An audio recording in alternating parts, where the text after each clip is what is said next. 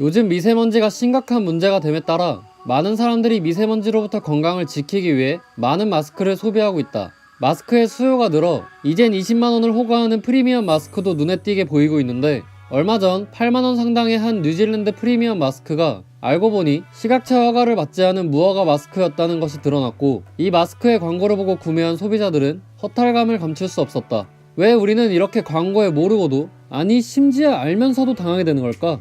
아마 가장 많이 생각하는 이유로 허위를 사실처럼 표현한 허위 광고를 떠올릴 것이다. 후기를 참고했더니 조직적으로 홍보한 가짜 후기라던가, 인터넷 쇼핑몰에 버젓이 광고하고 있는 상품을 믿고 구매했더니 색이 다르다던가, 재질이 다르다던가, 짝퉁이라던가, 맛집 검색해서 가봤더니 원조가 아니다던가, 파리만 날린다던가, 하다하다 주인이 바뀌었다던가 등등, 이렇게 허위를 사실처럼 광고하는 브랜드나 제품들은 어떻게든 사람들을 속여서라도 구매를 유도하기 때문에 그들의 정보를 일일이 따져보고 구매하거나 그들을 요리조리 찾아 일일이 법의 심판을 때리기엔 상당히 힘들다.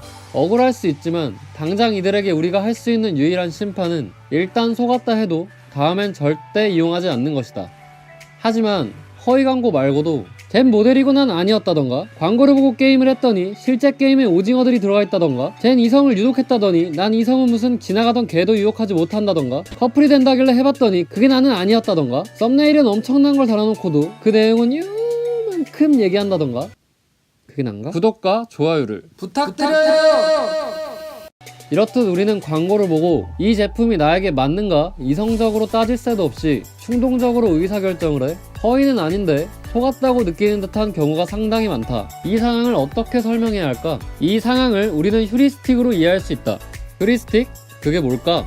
몇만 년 전 우리의 원시 조상들이 동굴이나 평원에서 채집 생활을 할 때 그들의 뇌는 주어진 환경에 적응하여 생존할 수 있도록 변화했다. 독버섯은 먹지 마라, 사자를 만나면 피해라, 절벽은 우회해라 등 자신을 둘러싼 무수한 위험과 위협으로부터 생명을 지키기 위해선 신속한 판단과 선택이 필요했다. 어떤 위험한 일이 일어날지 모르는 상황에서 우리의 뇌는 간편하고 신속하게 효율적인 결정을 하고, 남은 인지 자원은 언제 어디서 만날지 모를 잠재 위험에 대처하기 위해 보존해야 했다. 이것이 구매 시 따져야 할 정보가 넘쳐나는 오늘날로 넘어오면서 이 나라에서 만들었으니 품질이 좋을 것이다, 값이 비싸면 품질이 좋을 것이다, 원조가 아닌 것보단 원조가 더 맛있을 것이다, 이 유명인이 추천했으니 이 제품은 좋을 것이다 등등, 우리는 선택을 빠르게 하기 위한 방법으로 이런 보편적인 생각을 무의식적으로 이용하게 되는데, 이 의사결정 시 의존하는 보편적인 생각을 휴리스틱이라고 한다. 마케팅적으로 이 휴리스틱의 가장 유명한 사례가 하나 있다. 보통 담배에는 약 700가지의 화학적 첨가물이 들어가는데, 한때 그중 일부가 암을 유발하거나 천식, 폐질환 같은 질병을 일으킨다는 속설이 있었다. 이때 미국의 담배 회사들은 건강에 민감한 흡연자에게 어필하기 위해 화학적 첨가물이 없는 천연제로로 만든 담배 브랜드를 만든다. 그리고 이 브랜드로 무첨가 마케팅 기법을 이용해 매출을 빠르게 증가시켰다. 첨가물이 있든 없든 모든 담배에는 유독과 발암물질이 함유되어 있는 건 당연했는데, 사람들은 담배 선택에 왜 이렇게 천연재료에 민감한 반응을 보였을까? 바로 천연이라는 표현이 건강에 덜 해로울 것 같은 느낌, 이 느낌이 휴리스틱으로 작용해 담배를 선택하는데 영향을 미친 것이다. 이 휴리스틱이 사회 발전에 크게 기여한 일들도 있다. 16세기 초 스페인 군대가 신대륙 아메리카에 도착했을 때 그곳에 정착해 있던 잉카인들에게서 재배와 보존이 간편했던 그들의 주식 감자를 얻는 데 성공한다.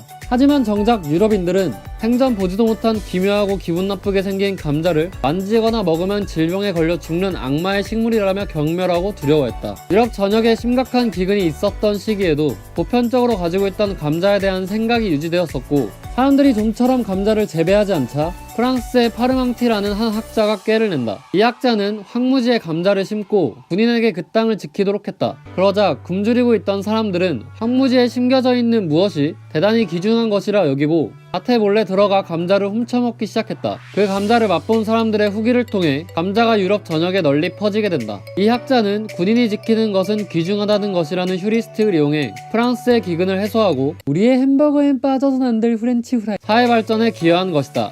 오늘날같이 넘쳐나는 경쟁사들 사이에서 브랜드는, 정치인들은, 영업인들은 얘 항상 좋았으니까 그냥 따질 필요 없이 이 분야는 얘지 라는 휴리스틱을 구축해 선택받기를 원한다. 그래서 때론 가격으로, 디자인으로, 유명인으로, 제조국으로, 긍정적인 뉴스로, 과거로, 이념으로 당신이 가지고 있는 휴리스틱을 이용해 광고한다.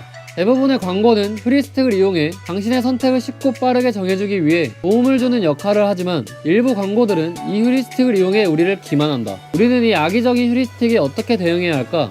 프렛 카니스와 아론스는 휴리스틱을 이용한 공정한 설득과 그런 것을 구분할 수 있는 두 가지 기준을 제시했다. 첫째, 메시지가 본질적인 문제에 대하여 생각하도록 유도하고 있는가? 아니면 생각을 단절시키며 기존의 편견을 이용하려 하는가? 둘째, 커뮤니케이터는 감정을 어떻게 이용하는가? 사람들이 이성적 사고를 통해 결정하도록 유도하는가? 아니면 기존의 편향이나 고정관념에 의존해 감정이 이성을 압도하도록 유도하는가? 우리가 악의적 휴리스틱에게 더 자주, 더 많이 진다면 휴리스틱의 악용 사례는 늘어날 것이다. 넘쳐나는 정보들 사이에 사소한 것까지 일일이 따져가며 결정하기 힘들겠지만 우리의 안전, 건강, 이념과 관련된 한에선 절대 악의적인 휴리스틱에게 지지 말자. 그들에게 휴리스틱이 있다면 우리에겐 이성이 있다.